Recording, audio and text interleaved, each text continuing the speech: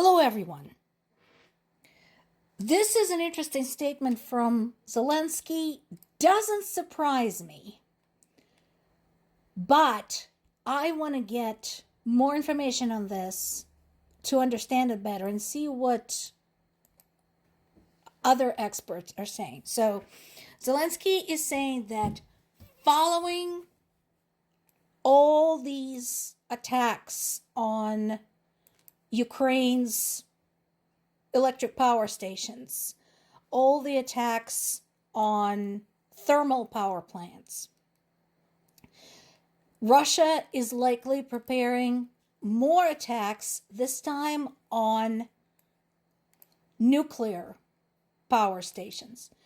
And the reason I want to try and see if I can get more information about this is because of the story we read yesterday about Russia actually agreeing to a very short, very localized ceasefire around the repairs to the last remaining power line connected to Zaporizhzhya nuclear power plant.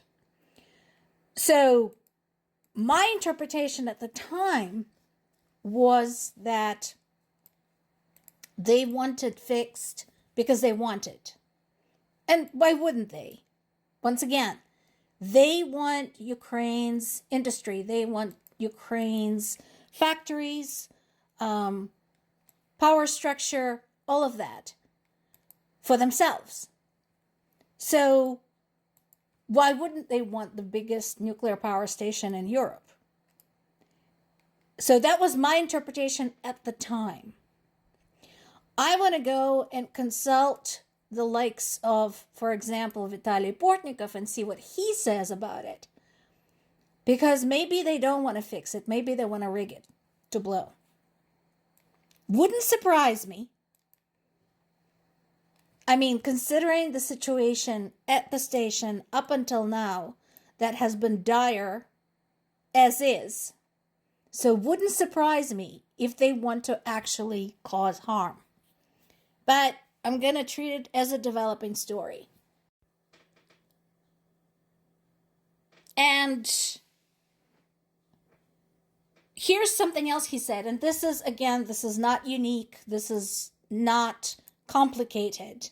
This is something that has been kind of obvious, and it should be obvious. He said, "We do not see any willingness on the part of the aggressor to comply with any agreements or end the war." We are going back to something that actually has been covered, and again, has been covered by political analysts all around the world, including those in Ukraine, including Vitaly Portnikov, who is truly an expert on the subject. Basically saying that all of these conversations, all of these discussions, making plans, all of that doesn't really matter because Russia is not interested in any plans other than capitulation of Ukraine. So we said this in the past. So Russia is very my way or the highway. And so it really doesn't matter how many times European leaders meet with Ukraine. It doesn't really matter how many times they talk about what do we do after the war. Because in order to end the war, you have to end Putin's rule. And right now, that does not appear to be likely. Would it have been nice if Russian people themselves got fed up with him, got enough of his bullshit, and basically said, you know what, screw this. Our own country is a mess. We don't need Ukraine. We need to fix what's here. Yeah, it would have been awesome. But is it going to happen? Highly unlikely at this point in time. Meanwhile, the strikes on critical infrastructure continues. So we know about the strikes in Kyiv. We know about the strikes in Kharkiv, in Kherson. We've had once again, dead and wounded. And there just seems to be no end in sight. And again, people who are suffering as the result of this are civilians.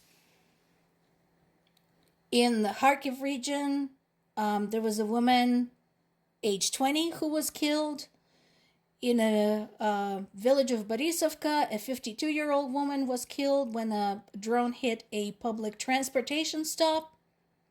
In Sumy, there was another airstrike on the residential neighborhood, wounded 3 women and a 7-year-old child, left 15 buildings damaged. And all of this is happening during one of the coldest winters Ukraine has had in 20 years.